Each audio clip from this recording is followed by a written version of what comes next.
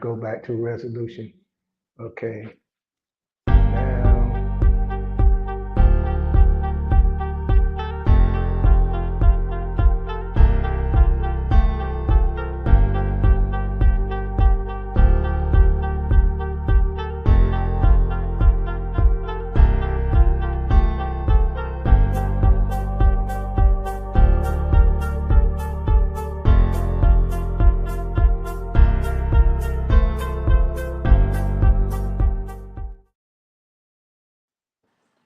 hello and welcome again to Mountaintop Living with your host, your friend, your brother, Michael Fields. I am always excited about Mountaintop Living. You know, thinking of a particular passage of scripture, there was two individuals, one by the name of Joshua and one by the name of Caleb. 45 years later, after a promise, Caleb said, "Give me my mountain." 85 years of age, an old man, but he still had a mind that was determined to possess what was rightfully his. Give me my mountain at 85. I could see Caleb pushing his cane aside and rising up and taking his stance. I'm going to get my mountain.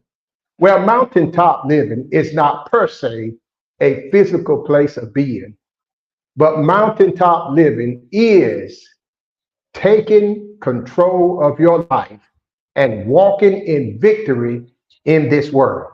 That's right. This world is a mountain. There are barriers to cross.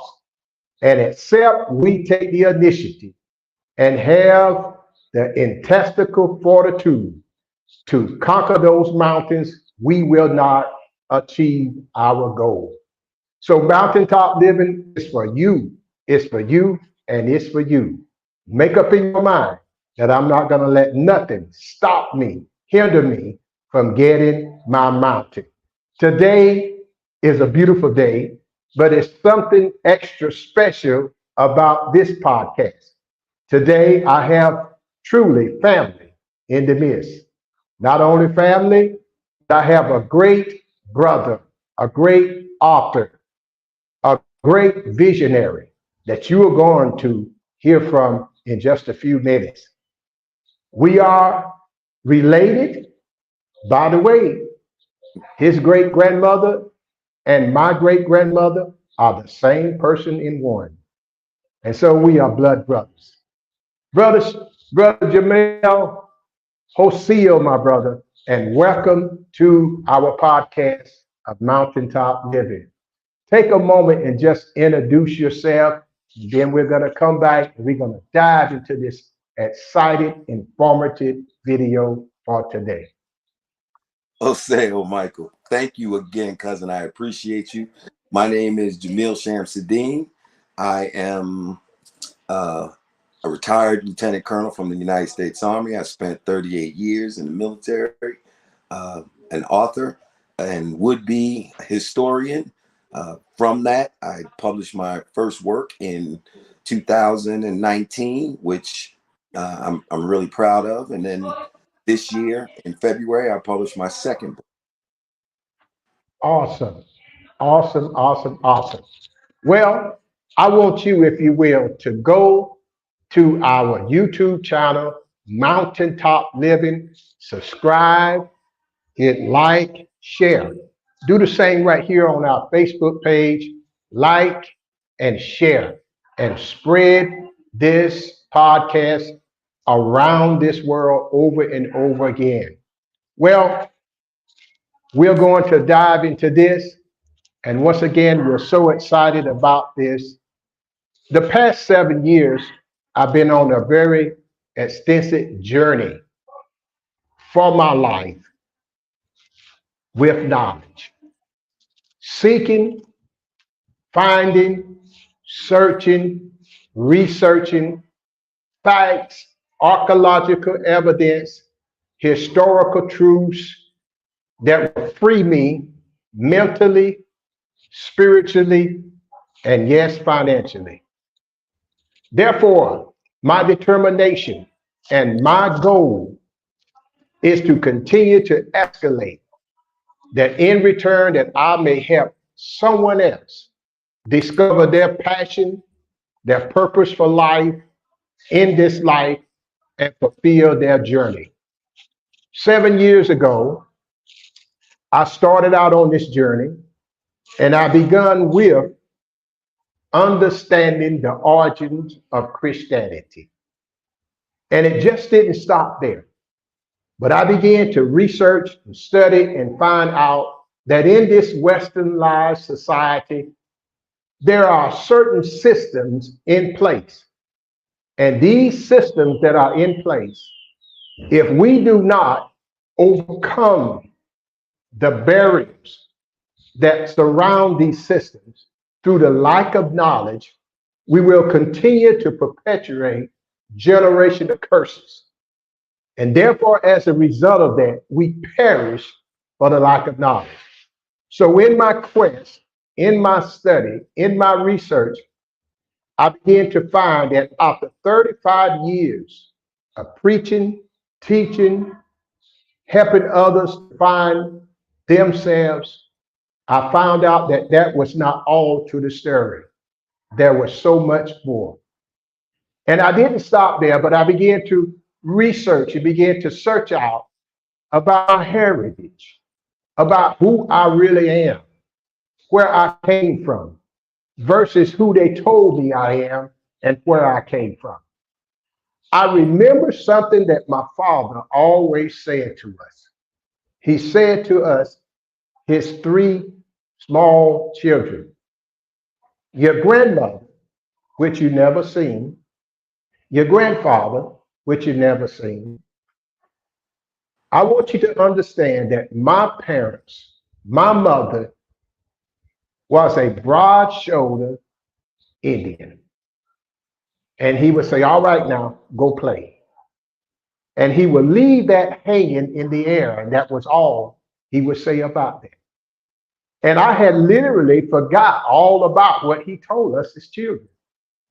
And then later on, becoming a teenager, 1920, a year after his passing, Mama began to tell us the things that he told us as children. He says, you remember, your daddy told you that his mother, which my grandmother, was a broad-shouldered, tall Indian. And I never thought about it.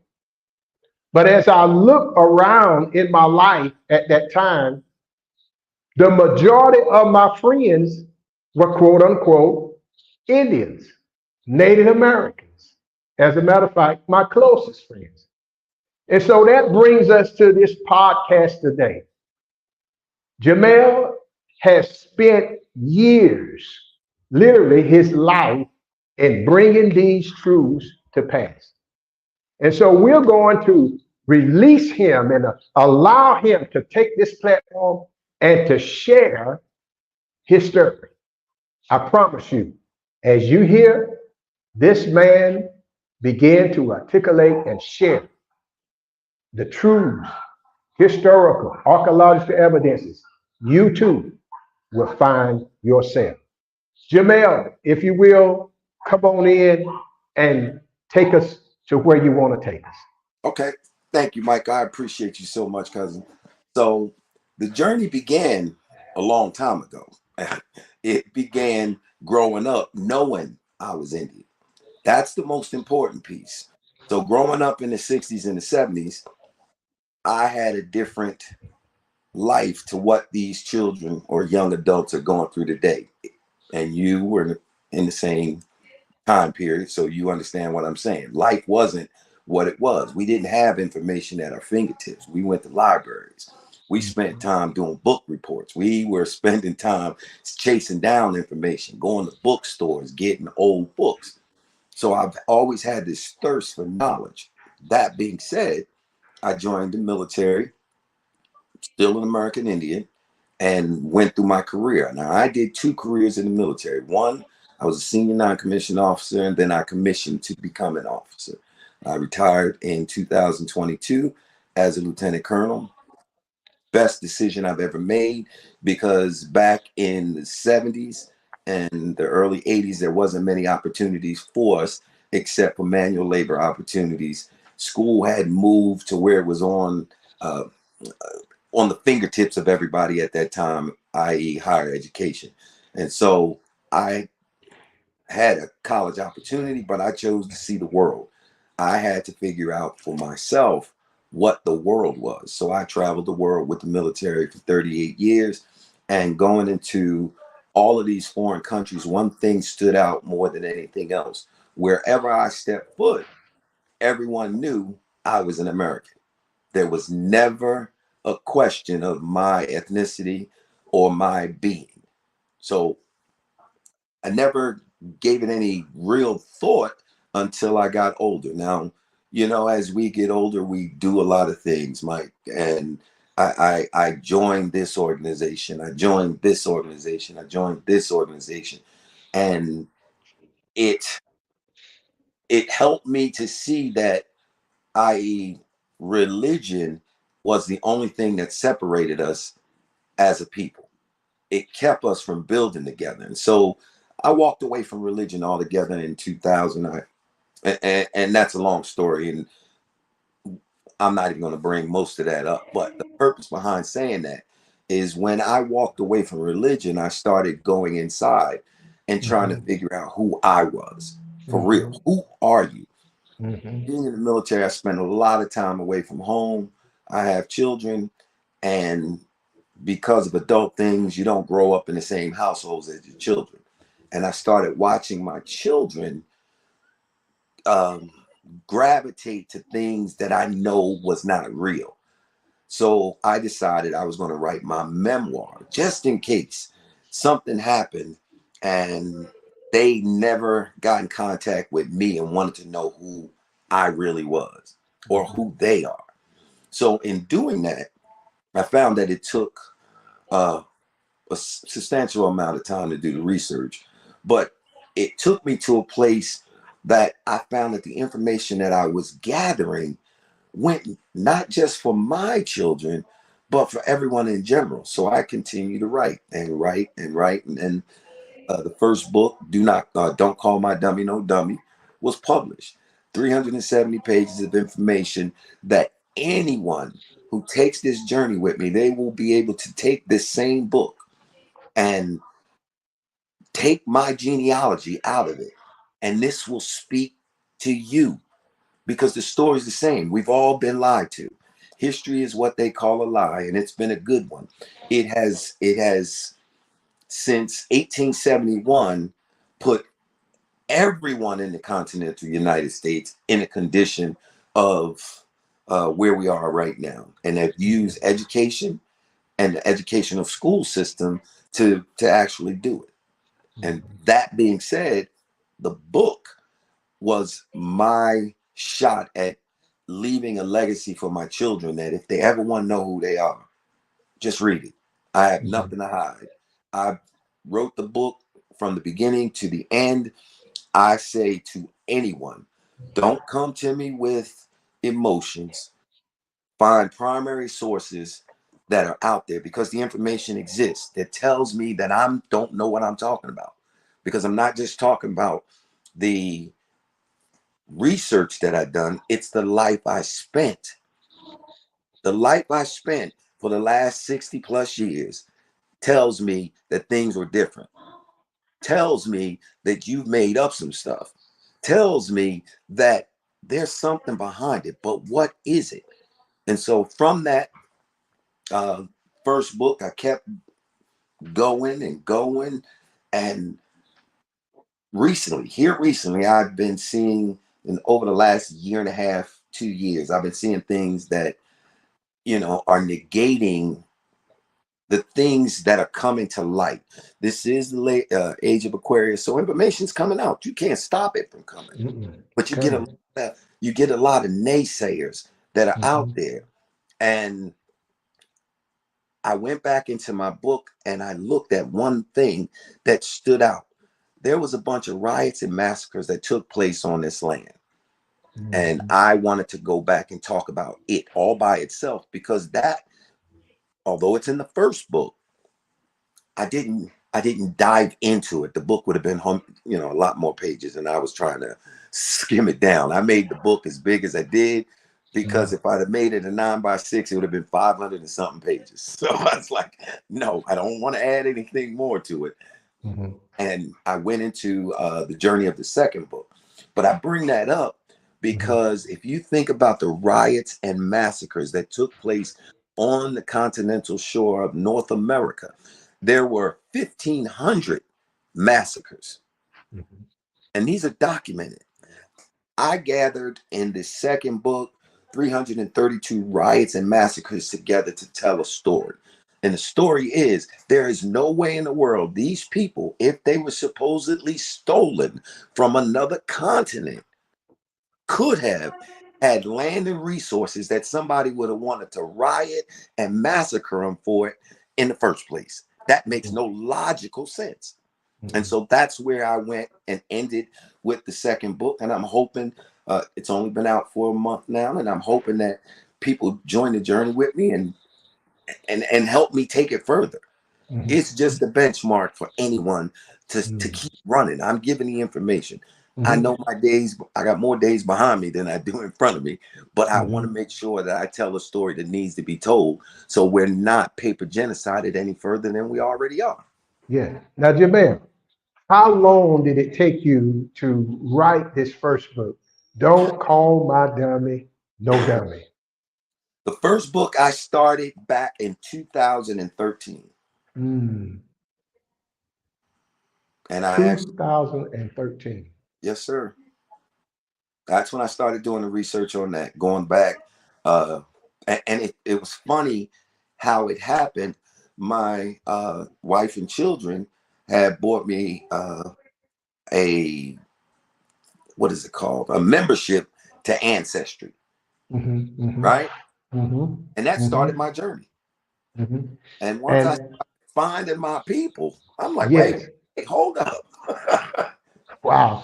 And thanks be, because that's the way we come into connection in knowing one another. Yes, sir. Because I reached out to William first, remember? Yes, William, my older brother, who was strategically researching through ancestry.com, and you connected with him, and then he shared with me about you, and we connect, and brother, it's been like a hand in a glove ever since, Yes, sir. because our interest and our focus is on something. When we fail not to know ourselves, we don't know who we are and what we are capable of doing. That's right. So, your second book, which you begin to bring forth, there it is. Mhm. And tell us about this book. So the second book is, believe it or not, it's really funny how it happened. So Hmm. last February-ish, I was rested. I went and I know a lot of people don't believe when you say you astroplane, but I astroplane. I Hmm. went Hmm. somewhere. My wife told me when I woke up later, we talked about it. She said my body got stiff as a board. It got cold. I was not there. Hmm. But when I woke, all I could do was jot down what I remembered. Now, this was the first time I could remember something. Hmm. I was talking to someone and I asked them, why do you hate us as much as you do? And the answer was because of your soulfulness. I'm like, what? Like, really? And so I started diving into myself and saying, well, if someone hates us that much, what would they do? What would they do? They would do Hmm. anything. They would lie, steal, murder, cheat, create things that would take us completely off of our game. Hmm. And all this, if you go back in history and from the first book, that's where I found that everything that took place that changed the dynamic of us as a people happened after 1871. Mhm. Prior to 1871, people were still living harmoniously on the land. Mhm. After 1871, everything went bad. And that goes back to the Act of 1871 when they created that second United States of America.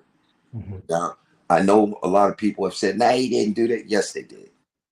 It's proven fact now that there was the Act of 1871 that created the second bankers United States of America that made us all debt slaves.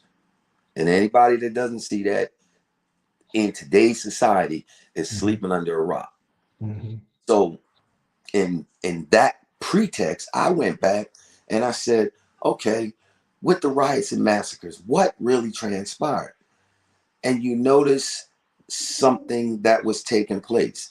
If you look at the immigration records from 1850 forward, people were coming into America by the millions. And Mhm. by the 1850s, these weren't melanated people coming here. These were lighter pigmented people coming into the United States. Mhm. And these people needed a home.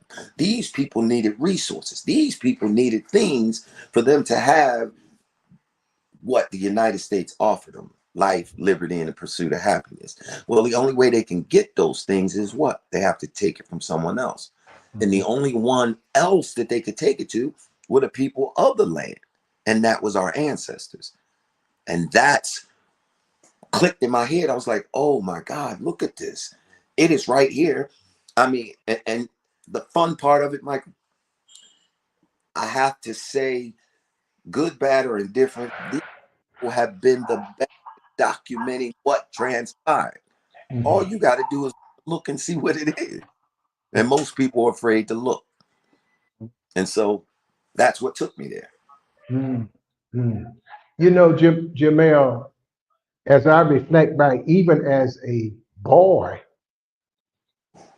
even though I didn't have the characteristics of quote unquote look of today's Indian or Native American, but there was something within me, Mm-hmm. blood crying out. I was drawn to certain things. As I said earlier, my best friends were Indians. Mm-hmm. Number two, every time a TV Western came on, I always wanted to be the Indian. Because you are. When, when Daniel Boone, a show that I used to look at every afternoon after school, I wanted to be the Indians. I Mm-hmm. wanted to be Mango. I Mm-hmm. wanted to be Gabe Cooper, who was the chief of the Tuscaroras. Yes, sir. I always wanted to be the Indian. There Mm-hmm. was only one Caucasian that I wanted to be, and that was Little Joe Cottline. I, But when we went out to play, I had my tomahawk. I even had my headband that my mother bought me as a toy. I had my headband on, a pair of moccasins that she bought me, and we would run through the woods, and I will always be the Indian, and my friends, childhood friends that was there playing with me would be the cowboys. mm-hmm. There was something, the blood I call, the blood within me. You see, we don't need a piece of paper to tell us who we are. Sir. We know who we are. But when we research, as you have done, as we research and find the truth in the midst of the lies that they perpetrated, it gives us a confidence, not an arrogance, not a cockiness, but it gives us a confidence and assurance like no other. That I that will, you're yes, so you're so correct, Michael. And so you brought up a couple things that I just want to touch base on because sure, the sure. history, the history has been created through sensationalism. You Hmm. said Daniel Boone, but if you do Daniel Boone's genealogy, Daniel Boone had a Huguenot American Indian beginning. He wasn't pale. Daniel Mm. Boone wasn't pale. And this Teach, is brother, teach. how I think I tried to touch base on this hard in my first book. On the second book, if you Mm-hmm. go, one of the first things I talk about is President George Washington and Napoleon Bonaparte. And Mm-hmm. why do I talk about them? Because it's important. One was the leader of the French, the other was the leader of the Americans. Now, history tells us through images that these were fair-skinned people. That's not true. And I brought the books into question that tell you what these men look like. So if they would change the race and complexion of the leaders of these countries, what else would they do? Mm. Teach, brother, teach. What else would they do? You know, when you said about growing up and wanting to be the Indian, if you remember Sammy Davis Jr., remember they called him a black little Indian? Yeah. Mm-hmm. Mm-hmm. That's, I mean, all of these things you think about, you say to yourself, and for me, the benefit is in the army, I was an American Indian. It wasn't I was black. It wasn't that I was African American. People say, but you're Mm-hmm. black. Okay, Mm-hmm. yeah, I get what you're saying, but no, I'm Mm-hmm. an American Indian. Mm-hmm. I have Tuscarora, Cherokee, Choctaw blood running through my veins. Yes. But you don't look like an American Indian. No, I don't look like the television version of an American Indian. Yes. What we call America, or no, we have to go back and understand for the last since 2013 they have Mm-hmm. been trying to destroy the word American Indian and use Mm-hmm. the word Native American. Mm-hmm. Anybody can be Mm-hmm. a Native American, anybody. Mm-hmm. You understand? All you have to do is be born here. But Mm-hmm. today, the federally recognized Native Americans are immigrants that are documented. And that was another thing that I jotted down and took note to in my new book to show you I'm not making this up. These people didn't come here prior, and I'll use the Asian phenotype that runs through America today was not seen prior to Mm-hmm. 1860. Couldn't find them except for the Inuits up in the north. Mm-hmm. Outside of that, they didn't exist in the lower 48. They weren't here. Mm-hmm. And Mm-hmm. I speak to that in both books because it's important to know that although uh, they came they came under indenture and under slavery, they mixed, mingled, and joined us. They weren't the original people of the land, but Right. they have today um, joined forces to stop the original people of the land from claiming their heritage. Mm-hmm. And that's why I say in any conversation that I have, people say, what do you want? A casino? You want money? No, I don't want anything. I want my heritage. Heritage. That's Mm-hmm. all I want. If I Mm-hmm. have my heritage, y'all can take and do whatever you want with the rest, because then we can talk. Right. Because that's the most important. Nothing else is more important than our heritage Mm-hmm. for Mm-hmm. our posterity to go Mm-hmm. forward. And one of the biggest things or biggest lies that are told, people say, that these people reprocreated. Let's use science. It takes 73 years for Mm-hmm. a population to double, Mm-hmm. right? You can go back to, if they want to use the first term, 1619, and bring it forward. When they said the first, what was it, 20 and odd Negroes. If you Mm-hmm. just want to use those 20, it would take from 1619 to 1693, 1692, excuse me, for that 20 to be 8. That's the, Mm-hmm. you dig what I'm saying? It's not Yeah. as easy as people think it is. It takes time to populate, for the population to double. So the Mm-hmm. numbers just don't add up mathematically. So there had to be someone here that went into slavery. Yes. And they've Mm-hmm. written it over and over. And I dropped the breadcrumbs in the first book And I pray that whoever the readers are, they benchmark and do a dive into that piece and bring that out. Because again, having my life, having my family, wife and children, having the things that I do outside, I can't sit in a shell and just research. I still have to live. I still have to work. So I figured sharing those thoughts would help take us to the next level. You know, I can remember in 1969, I was 10 years of age. Mm-hmm. My mother visited her older brother who lived in Lenore, North Carolina, the foothills of the Appalachian Mountains. Mm-hmm. He took us up into the mountains, Grandfather Mountain, Cherokee. He took us all up in there in that locale.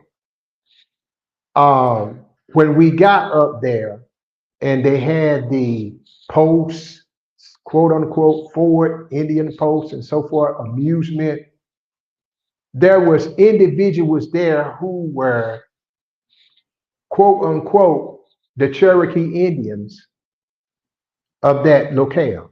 Mm-hmm. And their skin complexion was darker than mine. And I noticed that in 1969, 10 years of age, I noticed that. Mm. I I'm glad knew you. there was something Mm. different. I'm glad you brought that up. So in both books, I brought up something that most people of color overlook purposely. Mhm. Public Law 9284. Public Law 9284 is the Civil Rights Act. This is the most important document that has ever been created if you want to go from a common sense approach. If you remember, on April the 4th, 1968, Martin Luther King was shot Mhm. on the balcony in Tennessee, right? Right. He didn't die there. He died in the Mhm. hospital. And Mhm. Dr. William Pepper, he wrote some great books that tell you about the murder of the true murder of Dr. Martin Luther King. Mhm. Now, saying that, when King died, America was on fire from the Mhm. East Coast to the West Coast. Yes. All those riots that were taking place, if I captured them in this next book, the second book, I talk about all of them because it's purposeful. It was 7 days later, on April 11th, 1968, that President Lyndon Baines Johnson signed the Civil Rights Act of 1968. They've Mhm. documented it. If you can go out and you can see the signing document, there are no other people in there but people that look like me and white people. Mhm. I'm bringing this to a reason. Yes. No one other than the people in Congress that were white and a bunch of other people that look like me. If you read Title 10 of Public Law 9284, what will you see? Rights of the Indians. Mhm. So President Johnson didn't say rights of the blacks. He didn't say rights of the colors. He Mhm. didn't say rights of the Negroes. He said rights of the Indian. And these Mhm. people were in there with him when it was signed. Mhm. Now, why do we disassociate ourselves with the word today? Those people were fighting for, and this is what the sad part is, we're not thinking about what it was. It was fair work and housing. That's all they were asking for. Mhm. But Public Law 9284 says, guess what? Those are the rights of the Indians. Mhm. And what transpired after that? 3 years later, President Nixon went straight after black people with the war on drugs, right? Right. And after that was the 80s. What happened in the 80s? They dropped crack in every neighborhood that they could to destroy us. We have never been able to live harmoniously with the guarantee of life, liberty, and the pursuit of happiness. We haven't, because We've had too many distractors, too many things that have taken us away from family, too many things that have taken away from our past, too many things that have taken away from just communal trying to grow and just be good with the love that we have inside of us. We're the only people globally that everything we do, from the way we eat, the way we talk, the way we dress, the way we cook, the way we dance, the way we sing, the way we everything is emulated across the world.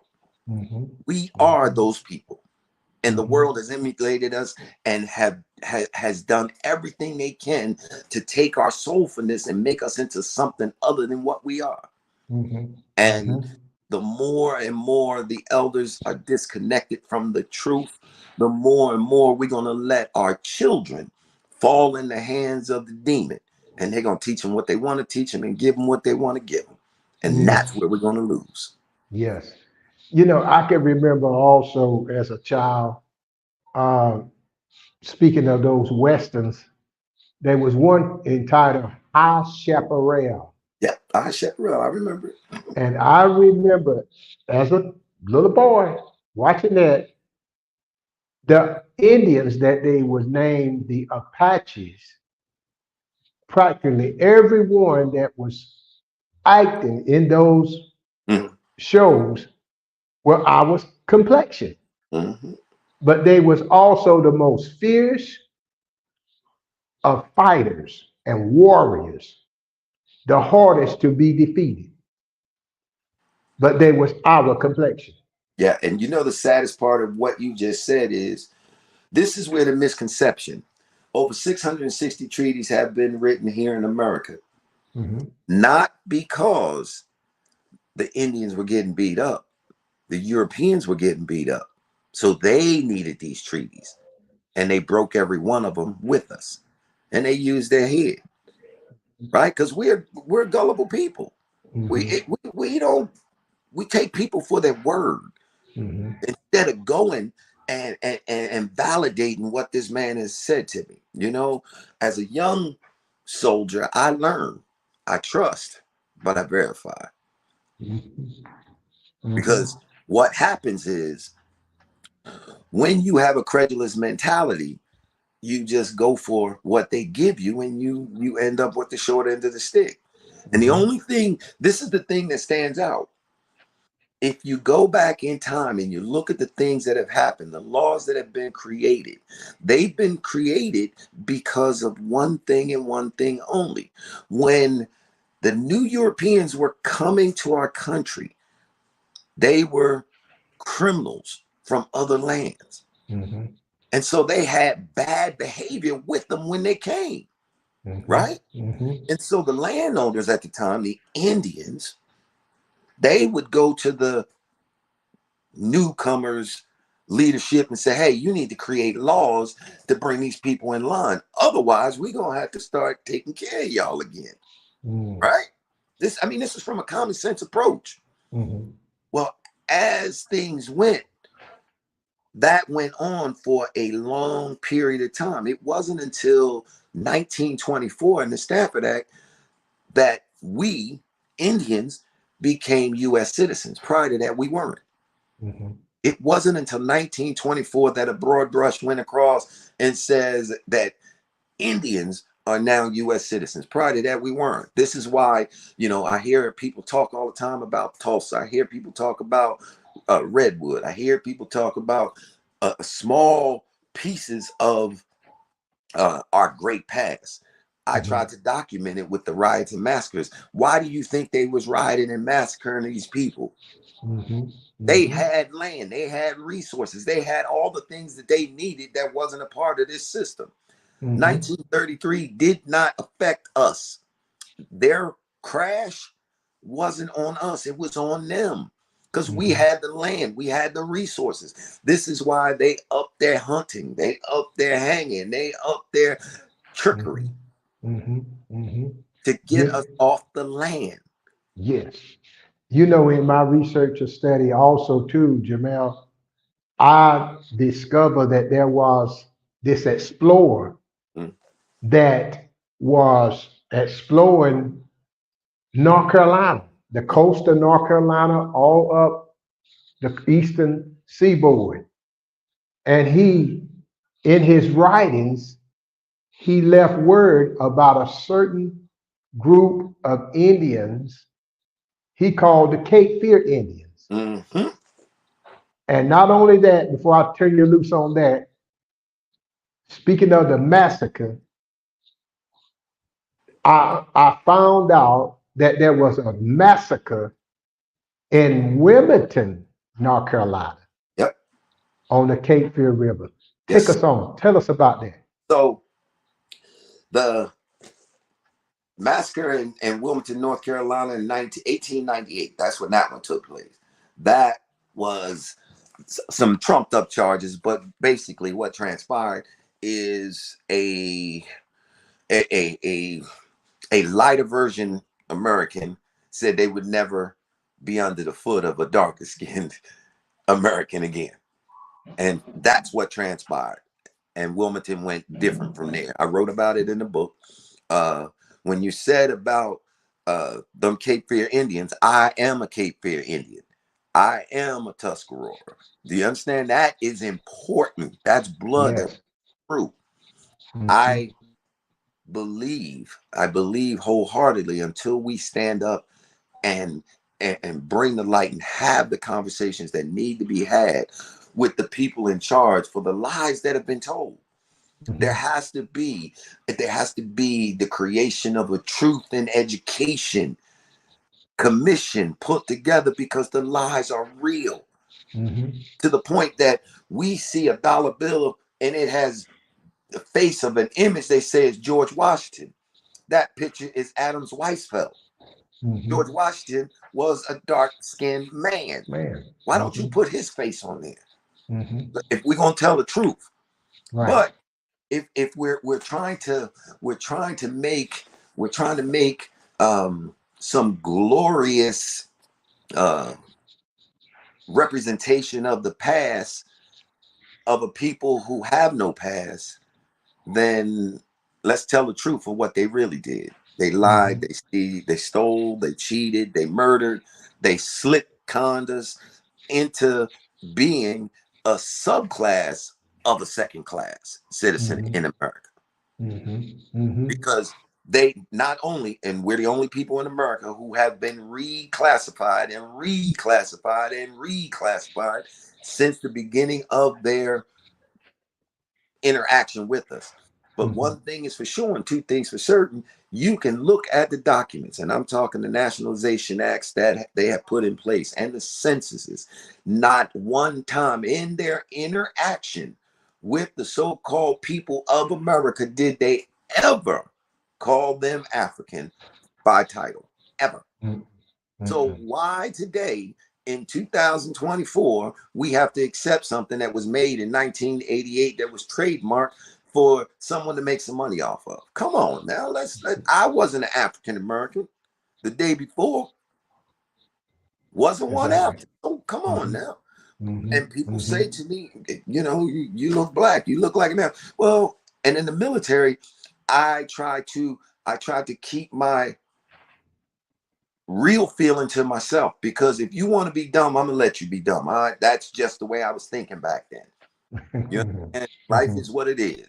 I Mm-hmm. was going through my military career and I wasn't letting nothing stop me from being who it is. And if it wasn't for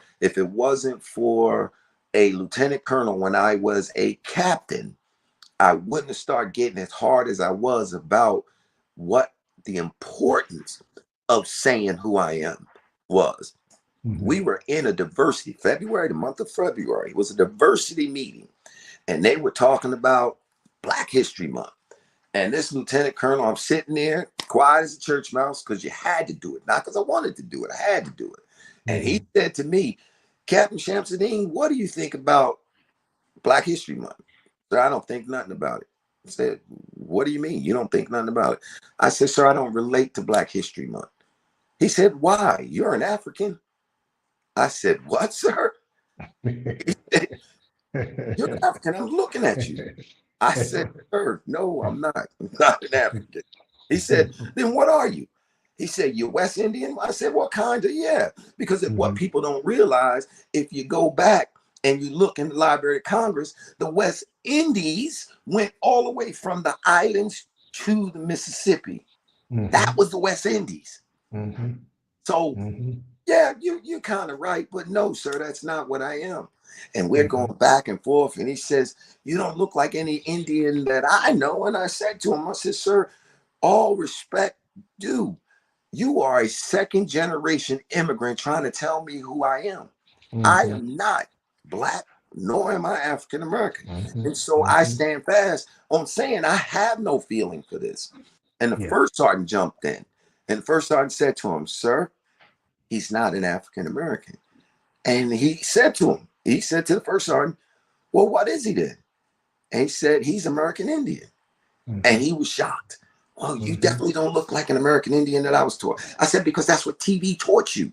And from that day forward, I said, I'm on a mission. I'm not going to stop being more vocal because, and I say this when I say vocal, Mike, you know your people. Do you understand what I'm saying? I know when I see people if they're American Indian or not, just by their features, their phenotype, the hair that they have, the complexion that they have. It stands out. And that's when I start asking, well, who's your people? Who's your people? Who's your, and when people start saying, I'm like, wow, if I were you, I would look into that. Because I guarantee you look like you got American Indian beginning. And so I ended up where I am today, writing books and waiting on people to come sit down and tell me where I got it wrong. I want to encourage those of you that are listening. I want to encourage you to go to Amazon and purchase Jamel's book. Study, read, research, and and fill the void within you with this knowledge. Um, Jamel, um, this particular book, your first book, Don't Call My Dummy, No Dummy. Tell us how you got that title to Okay. that book. Yeah. My mama was the reason I got that title. And when I say my mama, my nana, my grandmother used to say it all the time when I was a kid. Every time you turn something, somebody was lying. She'd say, don't call my dummy no dummy.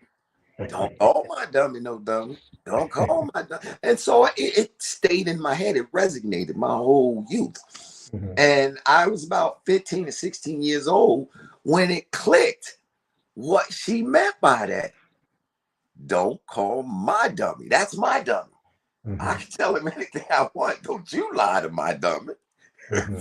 So it's like, whoa. And so when I started thinking of names, Mama came to pass. And I've named it Don't Call My Dummy No Dummy. Because the people that I'm trying to reach, although the book is for everyone to read, and don't get me wrong when I say this, we are all in the same condition right now. And unless people stop doing the silliness that they're doing, we are going to end up in a bad place. Because divisiveness has been shed across and everybody's getting a piece of it. Everybody's getting a piece of it, Mike. I have I retired from the military in 22 because I went against, in my heart, in my mind, what the world was accepting. Because I was born in a time where the elders told me I wasn't, I'll preface this real quick before I go on. It wasn't until 1972 that I saw a bunch of people of non-complexion. Prior to 72, everybody I saw looked like me. Right.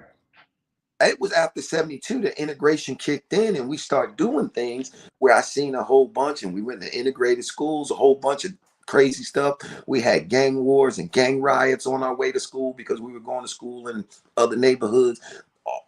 These are things that took place. And I said all that because what transpired is in 72, when President Clinton smacked the hands of the boys who were doing Tuskegee, But doing that experiment for 40 something years on the people, that stuck in my head. What those older folks were saying around me stuck in my head. So when I saw what just transpired here in 2019, 2020, 2021, I thought that was Tuskegee 2.0. But it wasn't, because what people fail to realize and remember, when it first came out, this vaccine is intended for poor and black people, is what they said first. The first thing they said. That right Yes. there, my spidey senses. Yes, sir. I, wait, what? No, hold on. What'd you say? Uh-huh. Then the story changed, right? Because you had all these people getting on the bandwagon saying that's, bias, blah, blah, blah, blah, blah. And the owners probably said, you know what, I'll get rid of all y'all then. So it was pushed for everybody and they mandated it. Now, I was in the military, I was serving. Right. And I was told that I need to take this experimental vaccine, this thing, and I was like, nah, I can't do it. So I went to, and I say I can't do it for one reason. Back in 2007, while taking anthrax shots, on the third shot, I got real sick. And from that, I'm allergic to everything today. I can't eat anything. I eat bland food only. I cannot eat anything that is processed because of whatever chemicals and stuff that they put in it. It makes me sick with hives, vomiting, and all kinds of stuff. So it's like, no, I can't do it. So because of that, I got the MSDS sheets for every one of the ingredients in it. And I was like, oh, nope, that's hazardous. Nope, that's hazardous. Nope, that's hazardous. Nope, that's I didn't find one thing that wasn't hazardous. So I said, no, I can't take it. So I went to the immunologist.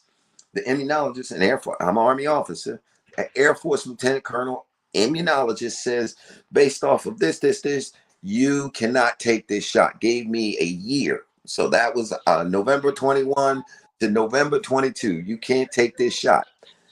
Because I was working for the Air Force at the time, I sent my paperwork to Big Army. Big Army said, we don't care. You're going to take the shot anyway. And if you don't take it by July 1st, we're going to throw you out the military. Well, after 38 years of being in the military, I started thinking to myself, you could probably win that fight, but do you think it's worth, taking away from your family, getting lawyers, doing all that? Nope. You got enough time. You can walk away and say, I love you. See you. Bye-bye. I'm good. Don't get me wrong when I say that, because I have went into combat 5 times in my military career. I didn't have a pot to piss in and a window to throw it out of. Do you understand what I'm saying? I went with my soldiers and my faith in my ability to be a good warrior, that I would make it home. Didn't know, but I had faith. That being said, I was not going to take a chance and putting 3 bullets in a 6-shooter and spinning it. So I was like, nah, I'm good. Nah, I love you. I'm done. And so I walked away. I walked away with pride, and I'm talking literally, it was a month after I retired. One of my older leaders said, hey, you can come back because they've lifted. Now I'm good. Y'all have fun with that. I'm done. I'm done. Yeah, I'm all right. And the bad part of it is, Mike, and I don't want to share it, but I think it's pertinent. My blood, I have a daughter who is in the military. My blood, who is in the military, was forced to take it in October of 21. May of 2021, at 26 years old, my baby had a stroke driving down the road. January of 2023, I was with her at Duke Hospital in North Carolina getting open heart surgery to fix what had happened in taking that experimental crap. Right. So when I think about what it did to my baby, it would have killed me point blank, because I don't have some body parts from things that I've done in the military. I don't have spleen. And so that's one of the first organs that this thing goes after. Right. What does the spleen does? The spleen helps you to use the bacteria and things, regulate that piece. I don't have one. So I'm good. I watched what it did to my baby. I would not be here today if I would have just shut up and followed suit. And I can say it because in the group of people that I was with in my last assignment on active duty, I can say without a shadow of a doubt, there wasn't anyone in that room besides one other person who refused, like me, to do that thing. And guess what? All of them were suffering from issues with myocarditis, heart issues, blood pressure issues. And then, you know what? I'm like, Mm-hmm. yep, I got you. Mm-hmm. Yes. That's Uh-huh. that's how I ended up with that. Yeah. I too. The blood will not allow me to. And I did not know that side of your story. Mm-hmm. Oh, wow. I'm sorry to hear that about your daughter, but because you took that stand and resisted that, the warrior blood within you could not allow you to. You And know, uh huh. that's a fact, Michael. I loved my job in the military more than anything else. I was born to be a warrior. Yeah, I was yeah. born to be a warrior. I mean, at the end of the day, if it was if it was about working at Arby's or something like that, it's a Hmm. different story. I have always been at the tip of the spear. Hmm. Always. Wow. You know, whew, man, this is awesome. You know, we're 56 minutes into this episode one, and I tell you, it has been awesome. In our closing minutes, Jamel, in our closing minutes, what would you want to say to the people in this closing minutes of today's episode? I am looking forward to people purchasing my book, but I know everybody can't purchase. I'm looking for people to reach out to me that want to read my book. I Hmm. will share access to them to give me a small donation to my online copy for them to Hmm. read. I just want them to read it so we can sit down and talk, because the only thing important is our heritage, and we have to come together for that. And I think I speak to it in both books and what it might take. It only takes us claiming our heritage to change the dynamic that we're put up against. Hmm. Hmm. Powerful, powerful, powerful. I want to encourage you to do just that. I want to encourage you to go to his Cash App and sow into him, give into him as he continued to go from book to book, informing, educating, enlightening us, people, to help us to be all that we are supposed to be. Uh, Jamel, you know, in these very last few closing moments, I want to bring honor and recognition to your better half, your wife. Thank you. Uh, would you take a moment and introduce your wife and just introduce your family, and if you will, Yes. before we go? So, large family. My wife, Anita Shamsuddin, she's been my support. She has Yes. been my support, and she's helped me finish this last part of my military career, our relocation to Texas, the my last son being born. There's a lot of growth that I've done in my marriage to my current wife. Uh, Mhm. been supportive and I think it's because what I said, she understood to be true because she wasn't raised in America. Mm. The history that I said, she said, yeah, that's what I remember growing up learning. Mhm. And so that helped me, that helped to validate that the world is hearing a lot of bad things. But when we were growing up as kids, because she's near to, not close as, but near to my age, Mhm. they were still teaching true history in other countries. Mhm. And I think that's the piece that stood out. And my son, I got a 13-year-old now. He's the last one at home. Mhm. So I'm running around trying to be super dad, taking him to every sport thing he wants to do for him to be everything that he wants to be. And what Right. he's found out is because of his genetics, he's able to excel in everything that he does. He knows who he is. That's Mm. the important piece. Awesome. Awesome. Awesome. Awesome. Family, cousin, blood, I want to thank you Yeah, well, more. for this first episode, and we will get you back on. Love to have you back on to take us on to another episode of this. But I want to say to those of you that are viewing and those of you that will view this, he made an important part about heritage, inheritance. As I reflected in our introduction, Caleb and Joshua. Caleb, 40 years, had not received his inheritance. He was 85 years old. He still had this determination: give me my mountain. And I want to say to you in closing, what's rightfully yours, get it. It belongs unto you. Your inheritance belongs unto you. Don't swallow the lie. Don't accept the lie. Know the truth, and the truth will make you free. Well, Jamel, thank you so much, brother. Oh, nah. And till the next time, this is your friend, your brother, your host of Mountaintop Living. We'll see you at the top. Out. Peace out. Peace out, guys.